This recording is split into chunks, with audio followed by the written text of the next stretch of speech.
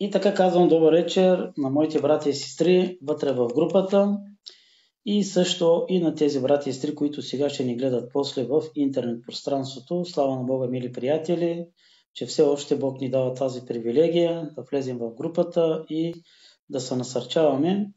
Тази вечер съм поканил брат Краси да ни сподели Божието Слово. Темата е озаглавена на брат Краси за запечатването. Така че първо искам сега, мили приятели, да се помоля и след искам да кажа молитвата. Ще изпееме една песничка на насърчение и след това ще даваме думата на брата, той да ни сподели Божието Слово. Сега нека да преклоним заедно и да се помолим за Святия Дух. Създателю наш, с благодарно сърце, Татко, заставам пред Тебе да Ти благодаря за днешния ден, Татко, че ни опази живи и здрави. Благодаря Ти, Господе, и за тази привилегия, която, Татко, имаме всяка вечер, да влезем в тази групичка. Благодаря Ти, Господе, за това прекрасно, благодатно време все още, което ни подаряваш. Благодаря Ти, Татко, и за интернет пространството, където влизаме, Татко, в виртуална среща, където да споделим и Твоето Слово, Татко. Благодаря Ти, Господе, и за Твоето Слово, което ни остави, за Твоята скъпоценна жертва, Татко, Ти благодаря, за Твоята невинна кръв, Татко, Ти благодаря, Боже, че проля за нас, Татко, грешниците. Слава да бъде на името Ти, Татко, достоен си, Господе, винаги, Боже, да прославям името Ти, Татко, достоен си, Господи, да издигам Твоето име, Татко, защото Ти си, Татко, царят на царете, Ти си Господ, наистина, Господе, Господ на господарите. Господи Исусе, моля Те сега с цялото си сърце и душа. Първо, Татко, моля Те да ми простиш, Татко, ако съм съгрешил някъде, Боже, през днешния ден. Волно и неволно, Татко, моля Те, прости ми, Боже. Покаявам се, Татко, в Твоето име, Татко, се покаявам. Господи Исусе, моля Те сега, благослови Словото си тази вечер. Благослови също и нашия брат, Татко, брат Краси. Благослови, Татко, моля Те, домът му, Татко, неговите дечица, неговата съпруга, неговите внуци, Татко, моля Те, благослови ги, пази ги, Татко, моля Те с Твоята десница. Бъди му, Господи, моля Те, винаги, Татко, предна и задна стража. Помажи, Господи, моля Те сега неговите устни, Татко, с силата на Святия Ти Дух. Говори ни, Господи, моля Те, чрез силата на Святия Ти Дух, Татко, сега, чрез неговите уста, Татко, чрез нашия брат, това, което имаш, Татко, да ни говориш. Господи Исусе, моля Те, помогни му, Татко, моля Те, Ти знаеш нуждата и също проблемите на моя брат, Татко. Аз Те моля, Татко, винаги за Твоето ръководство, Ти да бъдеш, Татко, с него и също да го подкрепиш и духовно, Боже. Господи Исусе, моля Те сега за всички моите брати и сестри в групата. Господи, и също и моля Те и за тази нова душичка, Татко, която е влязала сега в нашата групичка. Благослови, Татко, моля Те всички моите брати и сестри в групата. Благослови, Господи, моля Те техните семейства, техните дечица, Татко. Господи Исусе, моля Те, Татко, Ти знаеш нуждата и проблемите на всеки един от моите брати и сестри. Помогни им, Татко, моля Те, за да се прослави Твоето име. Ти знаеш, Татко, техните нужди, Татко, техните неволи. Моля Те, Господи Исусе, прослави името си, Татко, за да се утвърди вярата на всеки един от тях. И наистина, Татко, да останат твърди във вярата си, докато идваш, Татко, да ни прибереш у дома. Господи Исусе, моля Те сега, каним Те като скъп гост сега Ти да бъдеш помежду нас, Боже, в нашата групичка. Каним Те, Господи, моля Те за Твоето присъствие, за Твоето ръководство. Господи Исусе, моля Те сега, предавам всичко в Твоите ръце и нека да бъде всичко, Татко, моля Те, според Твоята воля, а не моята. Покаявам се още един път, Татко, в името на Исус Христос и Ти благодаря. Нека да бъде всичко, Татко, според Твоята воля и за прослава на името Ти, Татко, Исусе. Амин, Господи наш Татко Небесен. Така, мили приятели, сега искам да споделям една песничка и след това ще давам и думата на брат Краси да ни сподели Божието Слово.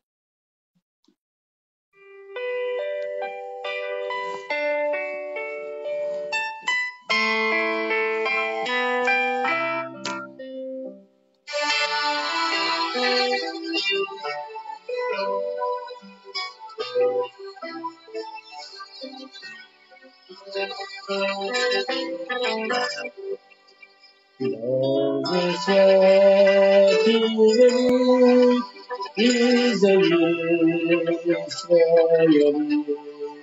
Своята пречудна мощ, ни чакаме те ден и нощ.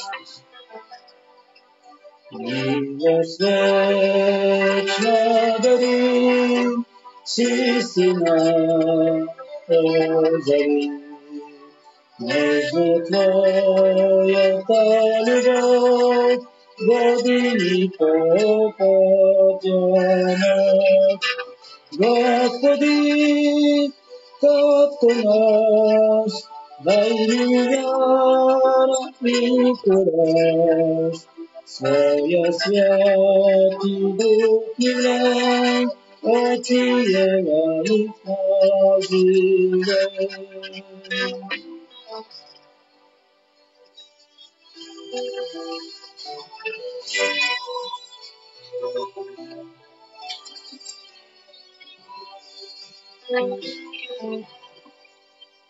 Боже святи велик, изяви своя мир.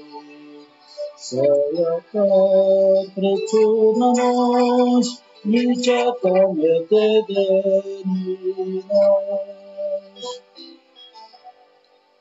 Пътя славен вървим и Ти благодарим. Ще Ти служим с любов, о наш пречуден свят отрок. Господи, Татко наш, дай ни вяра и кураж, своя святи дух ни влей, отсиева и в нас живей. Господи, Татко наш, дай ни вяра и кураж, своя святи дух ни влей, отсиева и в нас живей. Своя святи дух ни влей, отсиева и в нас живей. Амин. И така, заповядай, брат Краси, сега даваме думата на тебе. Само казвам добър вечер и на сестра Милена и на сестра Виолета. Заповядай, брат Краси, сега даваме думата на теб. Здравейте на всички! Благодаря ми, че отново имаме възможност да се съберем в Божието име. А и това е най-хубавото нещо, което мога да правим като християни. Защото времето наближава и трябва повече и повече, казва Библията, да бъдем в общение, в единство. Така че реших да говоря за запечатването. Една тема, която вълнува всички, а и времето, което живеем е необходима тази тема. Така го разсъждавам и го мисля по мой начин, защото виждаме, че времето наближава и всичко отива към своя край. Така че искам да поговорим за някои неща, които Библията говори за запечатването. Библията е една страхотна и невероятна книга, за която самия Бог казва, че свидетелствува за него. Божието Слово е сила, мощ, който може да промени всеки човешки живот. Има силата да предсказва бъдещето. Бъдеще, което касае целия свят. Бъдеще, което е завързано с начина с човешкия живот. Бъдеще, което може да разказва както падението, така и въздигането на човека.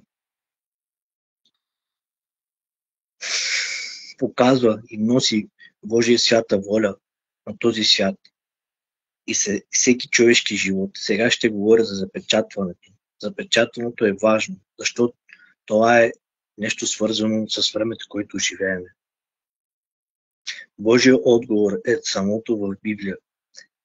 Тази свята книга е разположена на всеки човек, който търси истината. Не само да я знае, а да търси истината, която има силата да промени живота му. И волята, която ще познае да бъде приложена на практика на всеки човешки живот. Който трябва да говорим за запечатването, е това, което можем да погледнем не само в книгата Откровение, но в цялата библейска история. Но в книгата Откровение е записано в 7 глава, говори специално за запечатването. Преди да говорим за запечатването в 7 глава, 6 глава е свързана с 7 глава. Тоест 6 глава, там говори за 6 печата. В 6 печата, 5 печата от Библията, от който достойното агне отваря, те са изминали и преминали. 5 печата. Историята доказва и показва, че 5 печата са минали. Ние живеем в 6 печат. Живееме. Колко време има, не знам. Но знам, че наближава времето. 6 глава и 7 глава те са свързани. В 6 глава има въпрос, който се задава. И в 7 глава на Откровение ние получаваме отговор. Нека да прочетем Откровение, 6 глава, 12 стих надолу. И видях, когато отвори 6 печат, че станал голям трус, слънцето почерня като вретище от козина и цялата луна стана като кръв. Небесните звезди паднаха на земята, както смокиново дърво, разклащаще от силата вятър. Вълните, неразлунните смокини, небето бе отместено като свитък, както се навива, и всички планини и острови се вдигнаха от местата си, и земните царе, големците и хилядниците, богатите, силните, и всеки роб, и всеки свободен се скриха в пещерите между скалите на планините и казаха на планините и на скалите: паднете върху нас и ни скрийте от лицето на седящия на престола и от гневът на агнето, защото е дошло великия ден на неговия гняв. И ето въпрос сега, който се задава. Чуйте го. Кой може да устои във всичко това? Кой може да устои всички тези неща, които сме прочели? Кой може да устои на това нещо? На тези катаклизми? На тези неща, които стават? 6 печат, който разгледаме, събитията, които се случват. Катаклизмите, които идват на планетата Земя. Сякаш това е второто пришествие. Но не е второто пришествие. Защото 6 глава има 6 печата. 7 глава се занимава с запечатване. И след 7 глава има 7 печат. Той е по-късен етап от 7 печат. Сякаш, че идва. Кой ще устои? Кой ще види царя на славата? Кой може? Как ще бъде? Кой може да устои? Тези катаклизми, които ще дойдат, навлизат в нашата планета Земя, идва края. Кой може да устои на тези катаклизми? Кой ще устои? Кой ще остане да види престола на този свят и силен и всемогъщ Бог? Кой ще бъде спасен?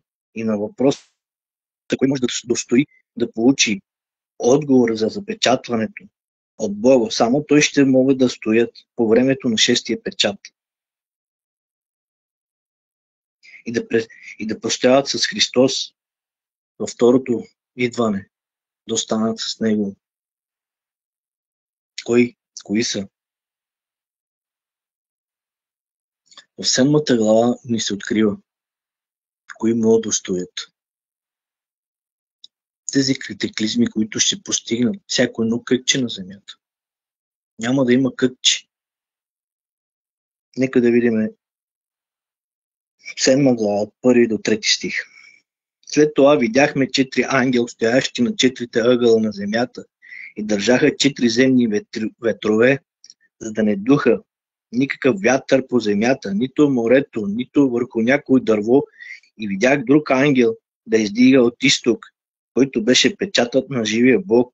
И той извика с висок глас към 4 ангела, на който беше дадено да поредат земята и морето, и каза: не повреждайте земята, нито морето, нито дърветата, преди да ударим печатът върху челата на слугите на нашия Бог.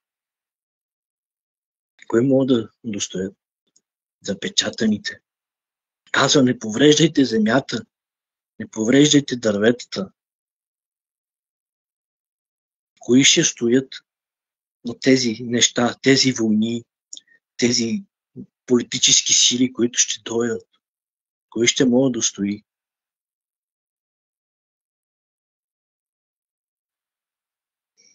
Запечатаното събитието, което изгрява важна роля. Защо? Кой ще бъде запечатан от Бога? Той ще остане по времето на 6-тия печат. Той ще бъде спасен и той ще отиде в вечността според Божието обещание. Може да сте забелязали, че има 3 числа на 4 четворки.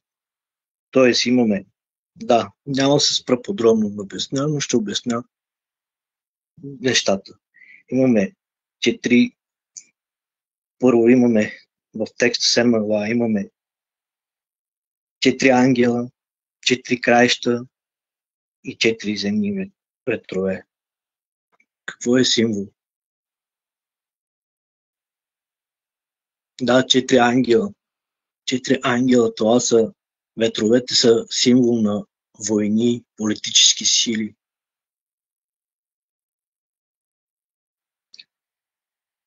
4 краища на земята, това означава, че всеки кътче на земята, планета ще постигне тези катаклизми. Няма да има кътче, където да не е хванат тези катаклизми, тези неща, които ще бъдат. 4 ангела, това е символичен език. 4 ангела, които държат ветровете. Ако виждаме целият контекст в Библията, ние виждаме, че ангелите са хиляди по хиляди, които държат ветрове. Това посочва земята, 4 ангела, земята, краищата на земята.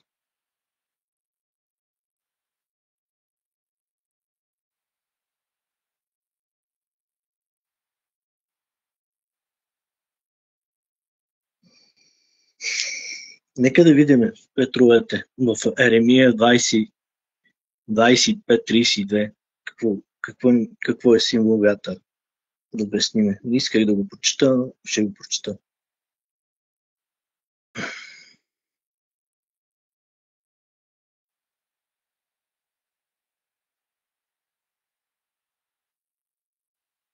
Който иска да си записва, който иска да отваря, да четеме заедно. Еремия 25-32.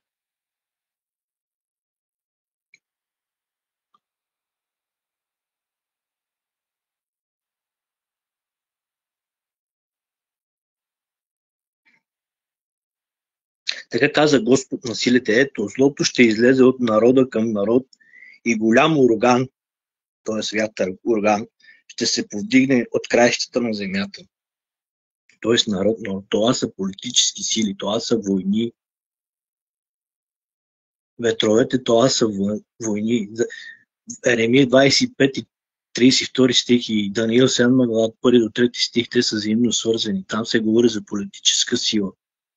Там се говори за ветрове, за войни. Това са свързани неща. Аз няма да прочита Даниил, но който иска да си прави една справка и да проверява.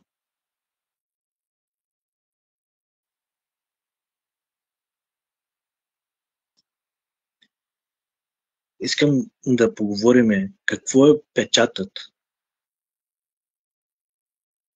Кой постави печата? Какво представлява печата? И кой запечатва? Защото ние видяхме, запечатаните ще останат в шестия печат. Това, което ще постигне земята. Но преди да отиваме към самия печат, искам само да отворя Матей 14:14.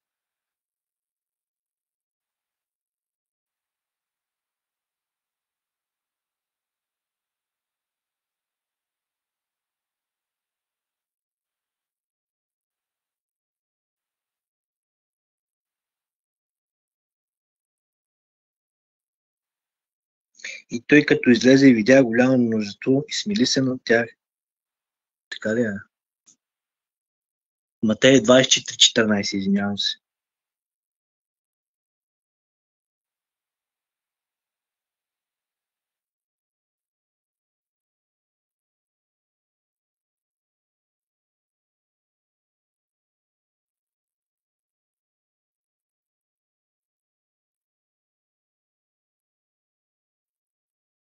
И това благовестие на царството ще бъде проповядано по целия свят за свидетелство на всички народи. И тогава ще дойде края. Защо каза Бог, задръжте ветровете? Тоест има още да се говори, да се благовестява. Трябва да дойде да се слага печата. Трябва да дойде времето, което Бог трябва да каже на своя народ, да се подготвят, че идва. Благовестието трябва да се проповядва и кой от нас. Сега нека отиваме в Езекил 20:11 и 12. Да видим печата. Какво е?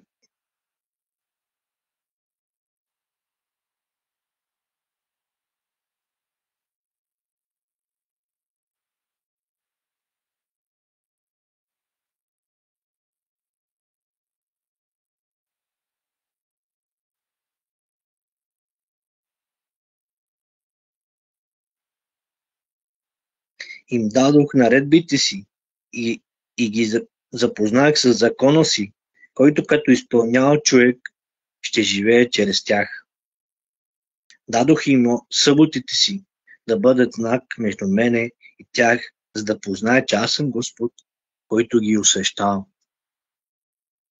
Какво представлява знак? Знак и това е печат. Това е печат.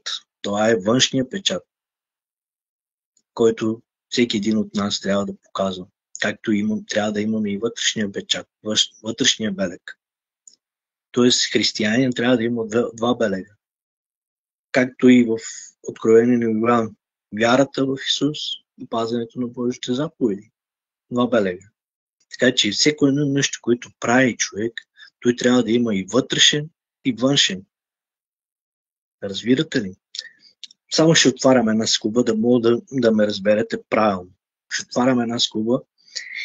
Матей, когато Исус разговаря и казва, чули сте, че е било казано, не прелюбодействайте. Исус казва, но аз ви казвам, че всеки, който гледа жена и пожелае, вече е прелюбодействал с нея в сърцето си. Тоест, какво иска да ни каже Бог с тези думи? Исус не само, че обяснява какво е закон, но той го разширява. Закона, той го разширява. Тоест, той иска да ни казва, че не само форма на външно мога да направим прелюбодейство, но ние може да правим и форма вътрешно, духовно прелюбодейство. Тоест, Исус има предвид да се пазиме както външно, така и вътрешно, така и духовно да се пазиме. Затова всеко нещо има външно и вътрешно, както монета има две страни.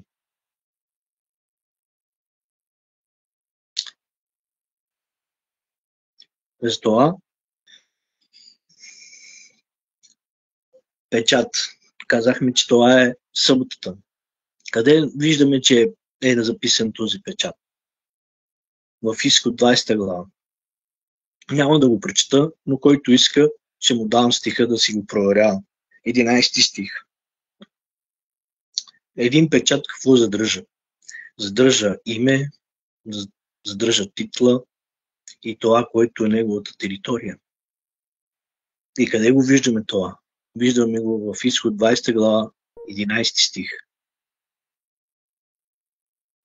И се казва: Господ, това е неговото име. Територия, титла, направи. Творец, създател на всичко. Това е неговата титла. На небето и земята. Това е неговата територия.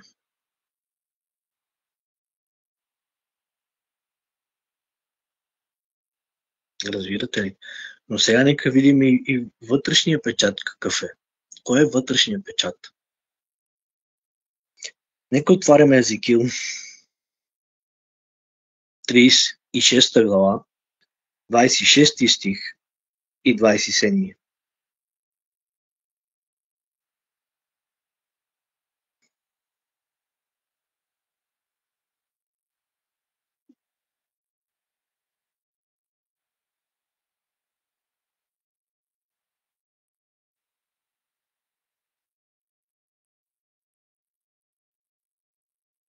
Ще ви дам ново сърце и нов дух ще вложа вътре във вас, като отнема каменното сърце от плътта ви, ще ви дам меко сърце. Ще вложа духа си вътре във вас. Чуйте сега 27 стих. И ще вложа духа си вътре във вас и ще ви направя да постъпите според наредбите ми и да пазите законите ми и да ги извършвате. Какъв е втория печат, който Бог тук ни сочи от тези стихове? Това е променения характер, променения начин на живот. Това е втория печат. Ние оставаме Святия Дух да променя животът ни, характерът ни, начинът на живот, поведение. Святия Дух ни дава сила да пазиме всичко, което Бог е поставил в Библията. Когато ние почваме да вършим тези неща, що казва, ще отнема каменното сърце? Какво е каменно сърце?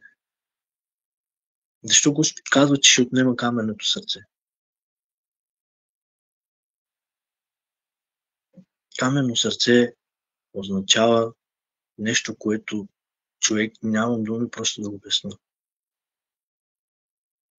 Камък няма чувства, няма любов, няма нищо в него.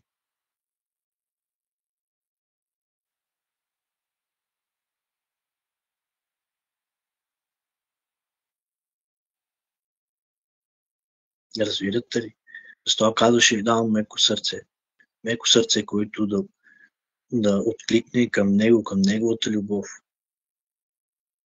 Да спазва това, което има, да бъде покорен и послушен на всичко, което казва в Библията.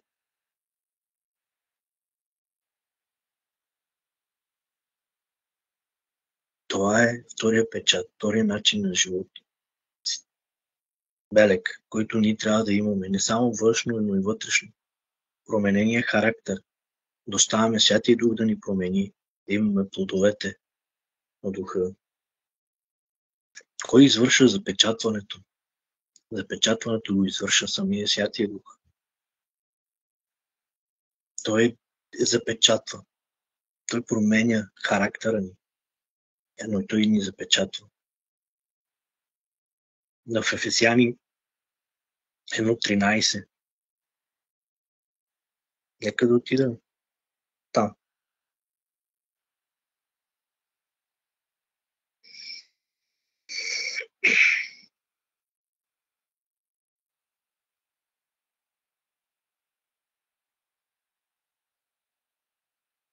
Който вие, като чухте словото на истината, това е променения характер, словото на истината. И благовестявате на И те благовестяваха на нашия Спасител, в когото като повярвахте, бяхте запечатани с обещанието на Святия Дух. Чухте ли? Печат, запечатването. Това е самия Святия Дух. Променения начин на живот, променения характер, който Святия Дух ще ни даде с Неговата помощ и с нашето старание и с нашето решение. Защото трябва решение от нашата страна и старание.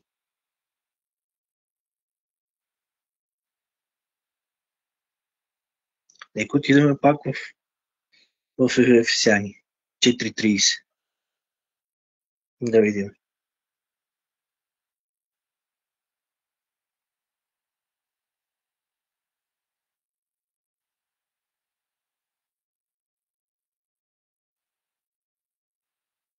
И не наскрепявайте Святия Божий Дух, в когото сте запечатани за деня на изкуплението. Чухте ли нещо? Да не наскърбяваме Святия Дух. Кога го наскърбяваме?